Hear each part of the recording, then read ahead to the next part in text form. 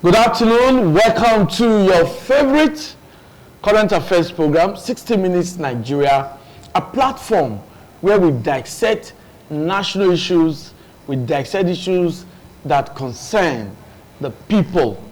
60 Minutes Nigeria. This brand new edition promises to be educative, exciting, illuminating as well. I have very distinguished personalities with us today, and they will be dissecting the topic that we have, which has to do with the new government, Governor Monday Okpebholo, and the expectations of the people. What are your expectations? My guest will also inform us what the expectations are. My name is Okpebholo, welcoming you to 60 Minutes Nigeria. Let me introduce my guest. I have with me, is a regular face on the program, Reverend Erosa Omori, a clergyman and also a seasoned political analyst. Reverend, nice to have you on the program. I'm glad to be here again. Okay, making a brand new appearance on the program is Dr. Scott Okpebholo. He is the factional president of Noge, Edo State, and he will be telling us, of course, what Noge stands to gain. He will be telling us what the members of Noge stands to gain. He will be telling us his expectations, what the governor should do for Noge members. Well, I'm not the one to do the talking. Scott, you're welcome. It's nice to be here today. Okay. So, the template has been set for today's program. Just take your seat and enjoy the program with us today. Edo State has witnessed a flurry of decisions from the incumbent governor, Senator Monday Okpebholo. Now, only yesterday, there was another circular.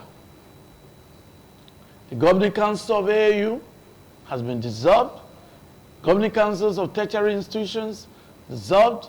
The management team of the Edo Specialist Hospital, the Stella Obasanjo Hospital, removed.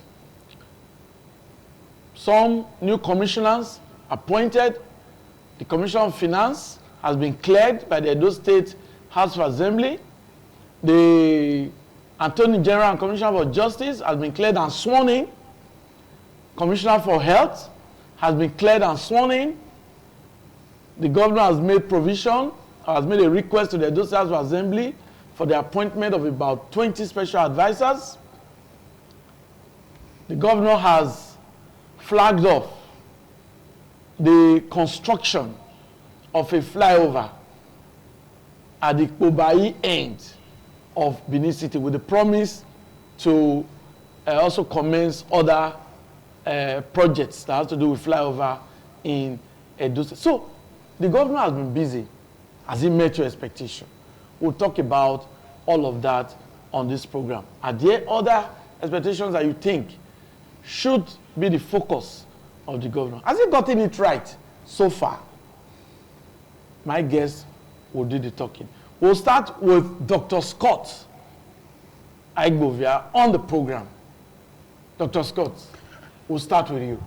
Looking at the governor, Okpebholo, has he started well? What are your expectations? I think the expectations, for now, as a governor, he has started very well. He has hit the ground running. With the caliber of the appointments he has made, those persons he has appointed into his cabinet, they are persons of good pedigree. The newly appointed Commissioner for Finance, Emmanuel Okpebholo, is a renowned banker. Yeah. He's a finance specialist. Then the Attorney General is a renowned legal luminary. I think those appointments, the pedigree of persons that has been appointed to fill those key areas is encouraging. Equally, for the government of the day, what is the expectation? Okay. We must, first and foremost, the expectation has to be with what are the things that is biting hard the people. Where are we feeling the pain? We must agree that it has to do with food. Okay. It has to do with security. It has to do with infrastructure. I want to believe his recent moves shows that he knows what he's doing. First and foremost, you are aware, as at yesterday, the issue of banning different associations in the market is definitely a strategic move to make sure the prices of food items are brought down, because the effect of middlemen, okay, has obviously affected affected the price of foodstuff. Equally, we are equally aware that there is recent upsurge in security, and as at yesterday, we saw the Commissioner of Police. So many arrests has been made in that regard, and the government is also taking other steps to do that, to curb that menace. Then thirdly, it is novel to speak of the issue of the flyover. Okay, that was kick-started at Raman Park. Yeah. One thing we must get to know: government is ad infinitum. Okay. It is a continuous thing. Yeah. Okay, the past administration did its best. The present administration, okay, is to do, okay, more. Okay, and because they have a common slogan, Edo Rising Again, we believe that everything they should do is what should touch the downtrodden, okay, the poorest of the Edo citizenry. For now, I think they still affording, and we must give him, they are making some very strategic moves. Thank you very much, Dr. Scott. That's Yes. very good opening remarks. Like I told you, the expectations are high. Reverend Ego Sabori, you have a lot to say, but as an Edo man, and looking at how this government has started, are you satisfied? What are your expectations? Thank you very much. I want to appraise the effort of the governor for now. Okay. He has taken some bold decisions. Okay. We expect him to do even much, much better. Okay. You know, my friend just analyzed certain very salient areas. Yes. First is the banning of market associations and union. You know, the problem we have with price of commodities in the Edo State, it borders on union activities. Union activities. What do I mean by that? If you go to Lagos State, for instance, this attitude of unionism is not played that much. Now we have union in all facets of business in the state. Yes. For you to pump your tire, Yes, you know. there's a union. Yes. For you to buy tomatoes, There's a there's a union. union. Even vegetable. For you to buy cow, just to buy real full cow, there's a union. For you to come and also buy those who sell it in piecemeal, there's a union. So all these things, you know, has created terrible pain on the people of the state. Mind you, the governor is not the governor of APC. The day is inaugurated. He's no longer the governor of APC. He's the governor of Edo State. Okay. He's not the governor of Isha.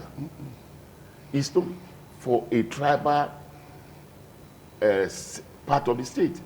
He's the governor of all. Okay. So he should have the eyes of the state to do things that will enable the state to move up. Now, he talks about flyover. That means he's thinking outside the box. He's thinking outside the box. Though we have not had flyover in the state from inception. Yeah. We only have overhead walkway. Flyover starting from Ramapat, then another one at Downsing, and it's talking about 3 of them that is going to ensure. But the only pain that I have is that we as Edo people, having him as our governor, we pray that he will do the needful, because the times we are in, very much is requested from him. Now look at the issue of security. You know, when you drive around Ring Road, you will be shocked, my brother. That drivers, commuters, they drive one way. You are coming from Sakumbaro, for instance, coming towards Over Market Road. You just see a vehicle just appear, heading towards your direction. Then by Central Bank of Okpebholo, vehicles are just driving recklessly. It's scary to me. Yeah. And there are some vehicles you see on the road. They're talking about security now. They don't have plate numbers. They don't have plate numbers. I even saw one commuters, a public transport, with a foreign number. In Benin? I'm telling you. The plate number is white. I asked myself the question, who enters that vehicle? He has entered one chance. He has entered one chance. So he has to ask the security operatives to watch all these things. A woman said something a few days ago that she went to buy things because she felt that the month of December, price of things will go up. So she went to buy things, and the vehicle she entered, they pushed her out and left with the goods, only for her to wake up in the hospital. So we are talking about some of these things. Now look at the court war. The court war has been on for over 3 weeks now. The young men that have lost their life in the city is uncountable. That even the women in the city came to NUJ, Government House, and the palace to cry that they don't have men to marry again. Or they are finished all our men. Amen. And I'm telling you, they showed it on your television. Yes. So what I'm saying, in fact, is that the governor, we expect so much from him in the area of security. We used to have a those state security network. Yes. Thank God that he has appointed somebody to take over from the former man that was there. If that is the case, they let the man hit the ground running. He should call a meeting of those people and begin to work with them. And finally, for now, the governor has been relieving people, be sacking the one who want to sack. Please, I appeal to him. You know, have a conversation with people before you relieve them. You shouldn't relieve people who have the concept of what you want to take over from them without you hearing from them. Hearing from them will also help you to know who you want to put in that position. You know, I believe that sacking is okay, but you need to have a conversation, one-on-one. Hold meetings with them. It doesn't mean because you have meetings with them that you are going to retain them, but hear from them one-on-one. I think I should let my Thank you very much for that, Reverend Negosa. Dr. Scott, as a follow-up to that, because you also protect the interests of workers at the local government level. Yes. Is it right for the governor to actually relieve some very key persons of their positions because he's trying to maybe introduce reforms or try to introduce new appointments because it's a new government? Or you think like what Reverend Osa said, you should look at professionals, irrespective of political affiliations, and if they are capable, work with them. Do you think along that line? You see, thank you, Osa. Okay. The truth is that, you see, he has his team. Okay. Okay? Every government has its team that understands its vision. Okay. Okay? When we're talking of relieving people of their appointment, basically, what we've seen is basically the political appointees. Okay. Okay? The political appointees of the former administration, definitely came on board with the former administration, okay, and understood the vision of the former administration. Now that we have a new governor, has his own vision for the state. He must be allowed to have his own, those who are going to be vision bearers, who are going to help him actualize his vision for the state. Okay? Definitely, there are civil servants who are core, who are the engine room. Okay? They are the ones that passes on, gives you the history of all that has transpired, and so that you can know where you can start from. Basically, I don't think he has done wrong by bringing maybe his team members who will work with him to make Edo rise again. Okay, before I let you go on that, now looking at the issue of flyover, I know on this program we even clamored for flyover, that there's need for flyover in Benin. Yes. We clamored for it, and we are happy that Governor Okpebholo has started that. That's a very good one. Yes. But apart from flyover, what other areas do you think the governor should, as a matter of urgency, attend to? I want to say, like, you see, is it the greatest benefit to the greatest number? Okay. For, as at now, the first step he has taken to ban all these middlesome interlopers in the marketplaces, okay, is a nice one. But they must go deeper than that. Okay. Because if we are able to stabilize the prices of our foodstuff in the market, you know, we are going into the new tide season. Yes. Okay, I bet you the festivity is right here. So, and they will take advantage to exploit the poor masses. So we haven't banned this. They should make sure that that ban, okay, is implemented stricto sensu. Okay. Okay. Then equally, with this issue of security, because it is used as season, we like what Reverend said just now. Somebody, it's no longer issue of asking for money. People are not stealing food. Okay. Now the issue of security, too many arms flying everywhere. Small arms. Small arms. Okay. Short arms that are not even allowed to be in the hands of civilians. They find themselves in the hands of civilians. There must be urgent steps taken, okay, to address that. Okay. Because the issue of incessant killing is because of this proliferation of arms everywhere. Okay. Okay. I want to believe that it is not just they started making arrests, but with the appointment of former Commissioner of Police Ibadan to oversee the Edo security network, they should quickly hit the ground running. Yes. To make sure the youth-tide season does not become bloody, okay, as it is almost becoming now. Then thirdly, yes, you said the issue of the flyover. Yes. Before they finish it. Before they finish it. Yes. I want to say there's an area that has to do with the transport system. Okay?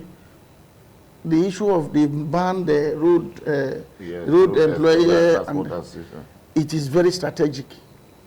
That area must be well organized. Those transport unions, because the cost of transportation is equally influenced by these unions. Because whoever pays so much to the unions, definitely will trickle down to the poor masses. The governor must do an extra arrangement of these different unions in the transport sector. Okay. So that to minimize the effect on the poor masses. Because definitely we heard because there is a suspension or a ban on one or two, but there are others. Okay, we must look into that. Okay. Then the issue of revenue. Okay. The issue of revenue. That's very key. It's very key. Yes. The issue of revenue. Now, there was a ban on revenue collectors collecting, but the secretary to the state government came to make clarifications that it is those that are not approved by Edo State Internal Revenue Board. Okay. But anyone that is licensed, they are free to operate. Okay. The government must take extra step to curtail the issue of anybody going to the street, to the market, and turn themselves into revenue collectors. Okay. Okay? There must be monitoring teams to ensure that these persons does not take advantage of the poor masses. Okay. Then let me not leave my constituency. Yes. Let me not leave my constituency. Okay. You see, I come from the workers' angle. Yes. You've heard of the autonomy. Call it local government autonomy. Yes. Develop the local government, you have developed the state. The local government system is the closest to the grassroots. I agree with you. So, as one of our expectations for this government, Yes. is to fully implement that very Supreme Court judgment that has given order or directive that the local government, okay, should enjoy financial autonomy. We see movement, anybody that is trying to circumvent the goodwill of that judgment is an enemy of the public. We strongly believe that we have a listening governor. We have a loose, you can see him, his disposition is very calm. Yes. And we believe that at the local government level, it will make sure that full implementation of the local government financial autonomy is carried out. Okay. But the 13th month, we're in Christmas time. Christmas is close. Okay. Don't forget our 13 months salary. To appreciate our good work will not be something too bad for our workers. For now, it is our salary we see. We don't want salary delay. We don't want a repetition of having 1 month, 2 months, 3 months of our salary arrears, because we have no other place to go to. As workers, it is our wages, our salaries, that's our means of livelihood. Yes. So we just believe that it will make sure and put steps that no staff suffers delayed salaries. Yes. Yes. I wanted you to explain. You need to explain more. That autonomy, financial autonomy. Yes. What does it really mean? The common man wants to understand. When you say financial autonomy for local government, what does it really mean? Quickly explain that. Okay. By the provisions of the Nigerian Constitution, the fourth schedule, yes, to be specific, okay, it is outlined the functions of the local government. Okay? And one of the sources of fund for the local government to carry out its activity, development activity, is the federal allocation. okay, Okay? And the federal allocation, okay, ought to be coming directly to the local government. That is it. Because we have 3 tiers of government recognized by the Nigerian Constitution. But, however, he said laws are not made for all eventualities. There are always lacunas. We now have another provision for a joint account, which a joint account that was supposed to be a passage almost transforming to become a storage tank. Okay, it was meant to be a passage of the fund from the federal to the local government.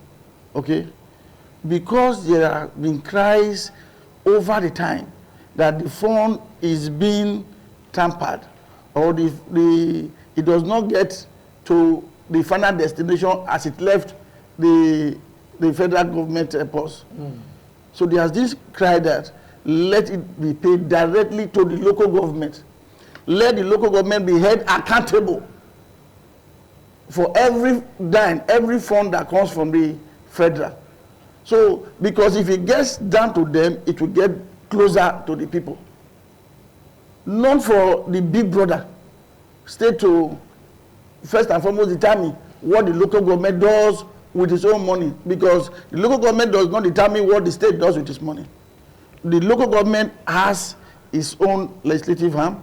They make their own bylaws, okay? So they have their own budget, which they must follow.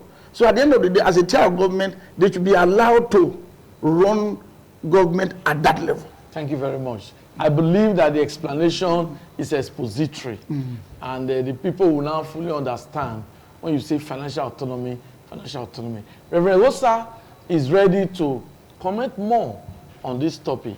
We've listened to Dr. Scott because he actually wants the workers to have good welfare, and he has spoken a lot about that. Though we'll still talk about local government because NOGA is important on this show.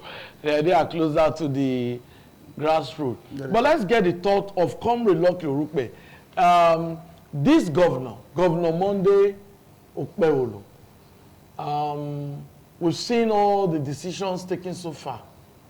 He has banned unions in the market, and you have been in the forefront of fighting against unions, even on this show. So, looking at what the governor has done so far, the way he has started, the construction of the flyover, and all of that, what's your take? Yeah, first of all, I want to appreciate the governor of Edo State, Senator Monday Okpebholo, for listening to me. I know before election we were together, and I tell him about the activities of Evo Union in Edo market. And I was a victim of Evo Union 25 years ago. And when I saw the activities inside the market, I raised some team. I said we must go after this deadly organization. People collecting, compelling people to join union before they can sell in our market. Today, they have taken the union beyond Edo State to different villages and to different states now. Even if you have your 10 million area today, you want to go and buy yam in Zakibia International Market, where they bring yam in Benue State. If you go to that place, they have the correspondent of Edo Union there. If you are not part of union in Benin, you can't buy yam there. If you buy it with strong head, no motor will carry your yam. It's like that in tomatoes, it's like that in orange, every item in Edo. I think making the pronouncement, banning all this illegality, all this Evo Union Edo market, I want to also appeal the governor, as a matter of urgency, as a matter of babana, to send executive bill to House of Assembly. Let them pass it into law. Whosoever that practice that union again in Edo market, they will have something to face. Because for now, even the police, they are supposed to be after those unions. But you know the state where we are. By the time one person collects his Zobo money, he forgets what he's supposed to do. That is why we're inside the market. This morning I'm in Okpebholo market, and the market is full now because the villagers are supposed to bring gari before, that they were deprived not to bring gari, not to bring yam, not to bring plantain. They have heard the pronouncement. All of them in the market now. And we are enlightening them from market to market. I will go to Oka market. I will go to Use market. I will go to Igon market. Take this good news to the traders. As we speak today, my brother, this union of a thing have really given us setback in Edo. We take food from Edo to Lagos, to Port Harcourt and Abuja. But you can still see 500 yam in Abuja. You can still see cheap food in Lagos to buy because of this union activities that they are doing. Why is it impossible to buy, let me use the same word, affordable or cheap food in Benin? Not just to compel people to join the union in Benin. Yes. What they do is that they tell you when you will come to market. Yes. At times, once in a week, once in 2 weeks, they cause artificial scarcity. Like the women that bring vegetable to our market in New Benin that sell wholesale vegetable, as we speak today, they have a union that they organize in a Nikoroma community where they bring this leaf from. The farmers there will not sell for you if you are not a part of the union in Benin. So these people have succeeded to cause artificial scarcity in the dough, and that is why foodstuff and fruit is expensive in our market.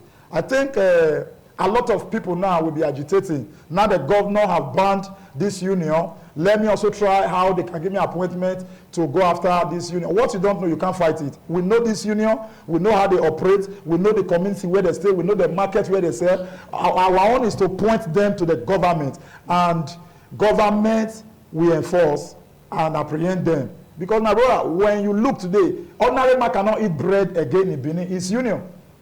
This is a catfish. Why is it expensive in Benin now? the feed of that catfish, only 2 people have license to sell it in Benin. And they increase the price every 1 hour. Union. When you go to tomatoes, it's like that. When you go to palm oil, it's like that. When you go to rice, it's like that. And these people that is doing this in a dough market, I think this pronouncement of Senator Monday Okpebholo have really come to help Edo people. The customers are happy, the farmers are happy, the traders are happy. But I have just 2 strategies for food to be extremely cheap in Benin. For food to cheap in Benin, yes. First of all, I'll just say only one here, only one. Okay. I'll leave the other one. Okay. I think at this stage, in this ITV, they have helped us to that extent, giving us a voice. This is where we move a motion for Edo government to ban the union.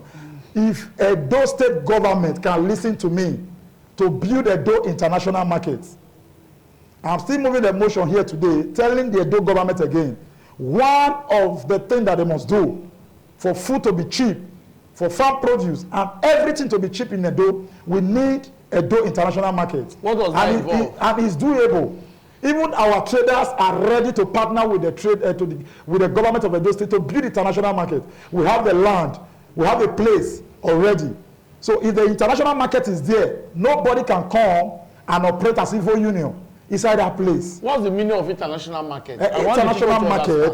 International market, you will have everything inside there. Okay. You have the Gari session inside there. Okay. You have the yam session inside there. You have the plantain session inside there. The pumpkin leaf, ugu, or section, closing session, shoe section. When that market, we have that market, nobody will come and do iya egbe for tomatoes there. Nobody will come and do iya egbe for palm oil there. Okay. Nobody will come and do iya egbe for crayfish. So I think this is what I'm asking the government to do for us. I have a lot of things to tell the government to do, but let me just leave it like that. Okay, we'll come back to you. Reverend Omori, now you just heard the president, Traders Wave of Nigeria, Comrade Loke Rukpe, is one man that has always been talking against this union stuff. Now, government has done it. No, you have also commented about it. Dr. Scott also did that. But taking a state forward, what's your advice to Governor, Senator Monday Okpebholo to take Edo to higher level? Like my friend rightly just mentioned, okay. You know, in a civilized society, we need an international market. Okay. You go to Lagos, it's an international market. You go to Abuja, there's an international market. For a state to have a well-organized monetary, policing, you need an international market. Okay. Where all the foodstuffs from the villages converge for people to come and buy wholesale. Because go to a Fair Street, people will go to the village, go and buy. It's like buy from me and sell to you, then you will not sell to somebody else. It's already mentioned. Iya egbe everywhere. Iya egbe business can no longer help us because the prices of commodities today, like our friend already said when the camera was off, that the price of Gari had dropped. I go to buy Gari. Mundo is 4,500. That was about 4 weeks ago when I went to buy. That it says like 2,005. To just one, because of this ban on unions. One pronouncement had dropped the price. So it go all through other items. And it will help, because the season we are in is the season of Christmas. So yes. Where people will need to stock their home with food items. It's food. Once somebody have food to eat, the rest is history. And so I want to plead with the governor to do that very quickly. Like okay. Also, he mentioned the need to enact a law. Because when there is no law, people behave anyhow. They become lawless. Lawless. But they say we have too many laws. Implementation is the issue. No. Once the law is there, you will know that if you are caught, you will pay the price. Okay. If you are caught, you will pay the price. Like I was saying before, as if you go to Ring Road, you will be ashamed that this is the center of Benin City. The reckless way of driving. The way things are just... You will be shocked. I don't know whether you are. Even traders, they want to trade on the road. Forget the trader. Anyway, Rukpe will comment on that. The secondary. I'm talking about drivers. Somebody once told me, he said, please, when you are walking on the road, be very careful. Because most drivers, they are not looking at who is walking. They are looking at their gauge. Yes. Because of where. They are looking at their gauge. They are just concentrating on the gauge, not whoever is crossing on the way. So we are in a exposed society. There is more danger. Thank you very much, Reverend Maury. Before Dr. Scott will comment, comrade, why do traders like to trade on the walkways, on the road? Oh, that is my constituency. I can boldly tell you here that the root cause of that street trading is a result of bad market leaders that we have in Edo. First, street trading is an embarrassment to development. But today, go to a place like New Benin. People will tell you, there is shop inside New Benin market, so people don't want to carry shop, but it's lie. Are you hearing me? Every shop inside New Benin market, already local government collect 15,500 1 year. But the people that hijack the shop collect 450,000 every year, 350,000. And when you are bringing your money every year by December, you carry a bag of rice, ororo, keduso kato, and parents cup. If you don't have this item, another person that just come newly that have this money and this item, they give the person the shop. That is true. Are you hearing me? So now, the people you see that they are selling on the road, that is why we are agitating now for the Edo State government to prepare a place for them. The one that you are just seeing now, that is street trading. We still have master that is training about 4 or 5 boys. So if those people are free, if the government did not prepare a place where those people will come and start their trade, where are they going to do their business? They will end up coming to road. For us, we will never encourage street trading. But the government must play their part. Check what is happening inside our market. I was talking to Oredo local government chairman yesterday. I said 1 year, Oredo collect 15,500 for 1 year official price to Oredo local government. But people are collecting 350,000, 250,000 in that same shop. And they smile home or they smile to bank. So traders that you see that they are selling on the road, if the government control the market and the price is affordable, they will go inside the market or they will use the shop. As we speak today, do you know that some people have 15 shops? They are not using it. They rent it out to people. Some have 10, some have 5. I think the local government on their own part need to come with a design where they will stop all those evil activities around our local government. Okay. Because constitutionally, local government, they are in charge of the market. But the bad market leaders, they have hijacked the system. Thank you very much. We'll come back to you. Dr. Scott, now, looking at this autonomy that you've explained, financial autonomy and all other freedoms given to, all of that freedom given to the local government administration, it is believed that this will help the locals. Now, if you are to advise the governor, what should be your advice in terms of developing the local government administration or allowing the local government administration to develop and allow the state to be taken to higher levels? It's a straightforward matters. Okay. Development costs money. All over the world, development costs money. It is the level, the quantum, the level of fund available to the local government councils they can use to develop the different locality. Okay. Okay. Now we are saying the local government as a tier of government should be allowed to commit to the needs of its locality. Okay. Every local government has its own peculiarity, its own developmental needs. Yes. Okay. But however, there's this issue of shortage of fund. Okay. But under this new arrangement by the Supreme Court verdict, okay, of financial autonomy for local government, it therefore means more funds at the disposal of the local government organ. Yeah. It means more development at that very level. It's just that in this country, the local government has not taken its proper place. If you go outside this country, you see that this issue of grading of road, tying of road, majorly is a local government affair. Like my brother was talking just now, the issue of market, even creating whether international market or whatever, ought to be within the purview of the local government, but it is subject to the availability of funds. But now that we are assured that there is financial autonomy, so much is who much is given, much is expected. All those roads, okay, those interlocking streets, okay, must be graded.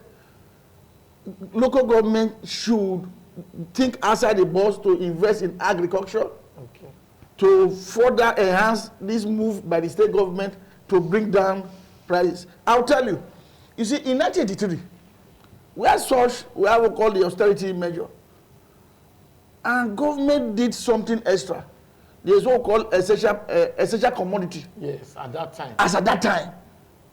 It was a short-term approach to stabilize the prices. Nothing stopped it from happening. Again, we are aware that because of no subsidy, because of the prices of fuel, okay, has increased astronomically, the price of goods has equally increased. Definitely, we as government, those in government, must think outside the box on taking steps. Nothing stops the local government, even at its level, to begin to have understandings, okay, with the manufacturers. We have bag of rice. We have those that produce rice, and create an avenue, okay, whether you call it international market, whether you call it a local market, but a free zone. Underline, a free zone. Free zone means it is free entry, free exit. You can come and sell. Then these major producers of agriculturists are given access to bring their wares there and sell at a very normal price without all these middlemen.